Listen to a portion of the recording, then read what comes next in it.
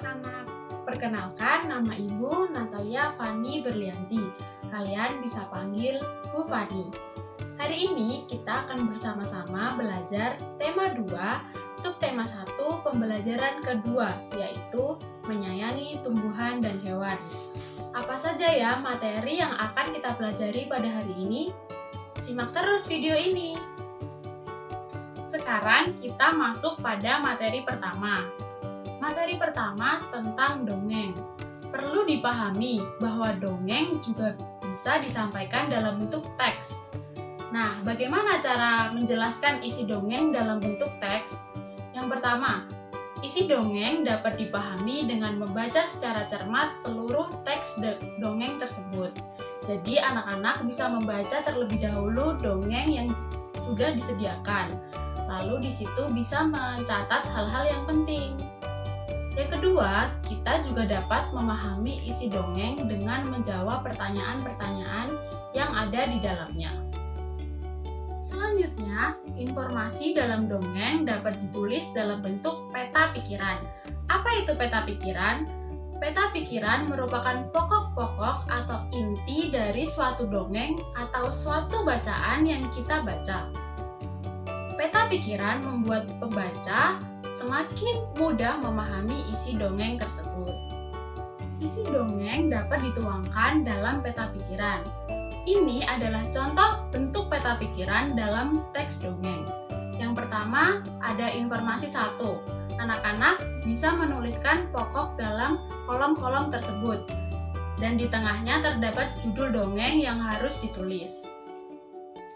Dongeng merupakan cerita yang tidak benar-benar terjadi atau biasa disebut cerita fiksi. Kita dapat menemukan pesan yang terdapat dalam dongeng. Pesan tersebut biasanya berisi anjuran agar kita berbuat kebaikan atau bisa jadi pesan positif yang lain. Jadi, inti pembelajaran kita pada hari ini adalah menemukan pesan dalam dongeng. Bagaimana ya langkah-langkah dalam menemukan pesan dalam dongeng? Yang pertama, bacalah dongeng dengan seksama. Jadi, anak-anak harus membaca dongeng tersebut bila dongeng disajikan dalam bentuk teks. Apabila dongeng disajikan dalam bentuk video, maka kalian harus menyimak betul-betul apa maksud dari dongeng tersebut. Yang kedua, pahamilah isi dongeng tersebut. Dan yang terakhir, temukan pesan yang tersirat dari dongeng tersebut. Setelah kalian memahami dan mengetahui bagaimana cara menemukan suatu pesan dalam teks dongeng, sekarang Ibu memiliki sebuah video dongeng yang berjudul Pengembara dan Sebuah Pohon. Dalam video tersebut terkandung pokok-pokok pikiran yang harus kalian temukan. Kalian bisa membuat peta pikiran tersebut, lalu menentukan pesan dongeng yang ada dalam cerita tersebut. Pengembara dan Sebuah Pohon, karya Aesop. Dua orang pengembara berjalan di sepanjang jalan yang berdebu dan tandus di hari yang sangat panas. Tidak lama kemudian, mereka menemukan sebuah pohon besar. Dengan gembira, keduanya lalu berteduh dari teriknya sinar matahari di bawah naungan daun-daun pohon besar yang lebat. Saat beristirahat, mereka melihat ke atas pohon.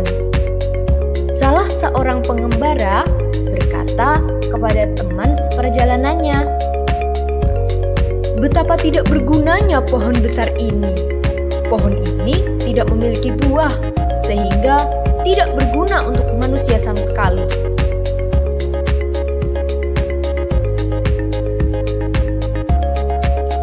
Pohon besar tersebut lalu berkata, "Kamu manusia yang tidak tahu berterima kasih." Pohon itu berkata lagi, "Kamu datang dan bernaung di bawah daun-daunku. Kamu menikmati teduhnya perlindungan cabang dan daunku. Kamu masih menyebutku tidak berguna sama sekali." Pesan yang terkandung dalam sebuah dongeng biasanya bersifat positif dan dapat kita tuangkan atau terapkan dalam kehidupan sehari-hari. Sekarang, Ibu memiliki sebuah video yang harus kalian perhatikan. Video tersebut terdapat beberapa tokoh yang sedang melakukan suatu kegiatan. Kalian harus memperhatikan apa yang dilakukan oleh tokoh-tokoh tersebut. Kalian boleh mencatatnya dalam sebuah kertas. Hai, tempat pensilmu terjatuh. Ini, lain kali hati-hati ya. Terima kasih ya, aku akan lebih berhati-hati lain kali. Teman, bolehkah aku minta tolong untuk mengambilkan uang logamku yang jatuh itu? Oh, tentu saja, ini dia uang logammu. Terima kasih. Sekarang kita mulai menganalisis video tersebut. Yang pertama, anak mengungkapkan minta tolong.